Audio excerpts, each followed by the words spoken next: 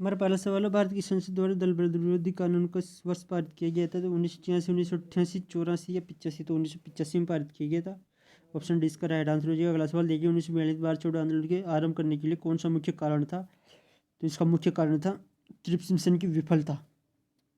अगर हम बात करें क्रिप्स मिशन की विफलता, क्रिप्स मिशन मार्च 1942 में आया था। उस समय ब्रिटेन का प्रधानमंत्री चर्चिल था। हम बात करें साइमन कमीशन की, तो साइमन कमीशन 1928 को भारत आया था, 3 फरवरी 1928 को। और कैबिनेट मिशन 24 मार्च 1946 को भारत आया था। द्वितीय विश्व युद्ध की बात करें तो द्वितीय विश्व युद्ध 1 सितंबर 1939 से 2 सितंबर 1945 को हुआ था। अगला सवाल दिया गया है, हुमायूं को किस लड़ाई में पराजय के बाद भारत से भागना पड़ा था? पानीपत, गोगरा, खानवा या कन्नौज? हुमायूं ने शेर शाह सूरी के साथ 2 युद्ध लड़े थे। पहला युद्ध था 1539 में चौसा का युद्ध, दूसरा था बेलग्राम या कन्नौज का युद्ध। तो इसका राइट आंसर हो जाएगा बेलग्राम या कन्नौज का युद्ध 1540।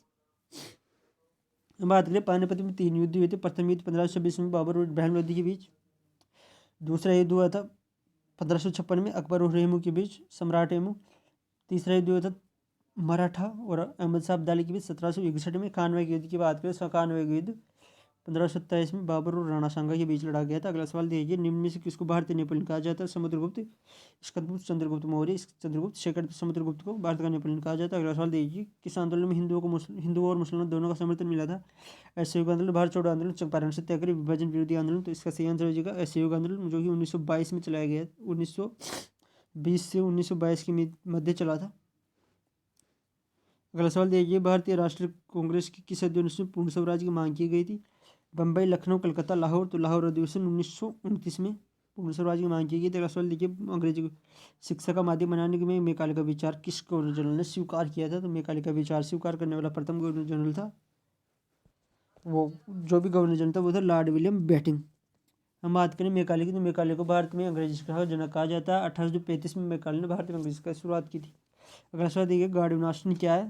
तो गार्डियन ऑस्टिन एक शिखर है, ये एक ट्रांस हिमालय का हिस्सा है, जिसे हम केटू के नाम से जानते हैं। और ये पीओके में पड़ता है।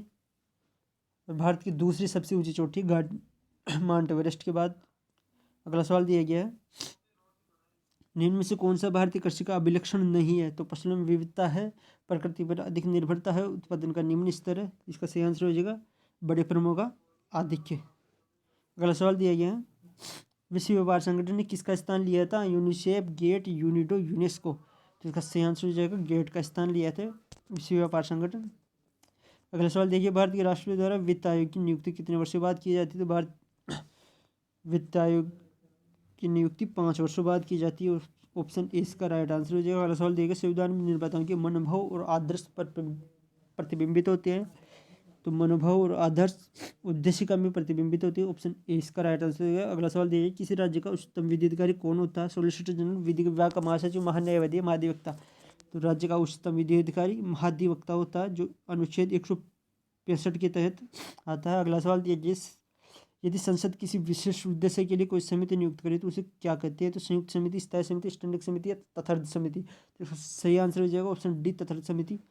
अगला सवाल देखिए, किसी उच्च न्यायालय के न्यायाधीश को पेंशन प्रभावित की जाती है? तो इसका सही आंसर हो जाएगा उसको पेंशन प्रभावित, ऑप्शन डी, भारत की संचित निधि द्वारा की जाती है।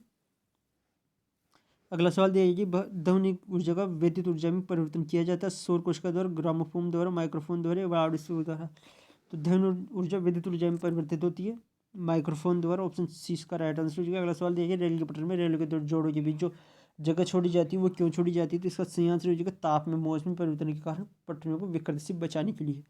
तो ऑप्शन ए इसका राइट आंसर हो जाएगा, पटरी को विकृति से बचाने के लिए। अगला सवाल दिया गया, किसी धातु को पाचन सामग्री के रूप में प्रयोग करने के लिए इनमें से कौन सी कसौटी अपनाई जाती है? अधिक अधिक विशिष्ट उष्मा, अधिक उष्मा चालकता, न्यून उष्मा चालकता या न्यून विद्युत चालकता? इसका सही आंसर हो जाएगा ऑप्शन ए, अधिक विशिष्ट उष्मा। अगला सवाल देखिए, रजिस्टर में नया डेटा लिखने की क्रिया क्या है? तो केवल तभी संभव हो जब रजिस्टर संचय हो, केवल तभी संभव जब रजिस्टर संचय या अनुदेश रजिस्टर हो। अगला ऑप्शन है, रजिस्टर की पहली अंतर्वस्तु मिटा देती है। अगला अगला ऑप्शन है, वर्तमान अंतर्वस्तु को नष्ट किया नहीं करती। तो इसका सही आंसर हो जाएगा ऑप्शन 20 का राइट आंसर हो जाएगा।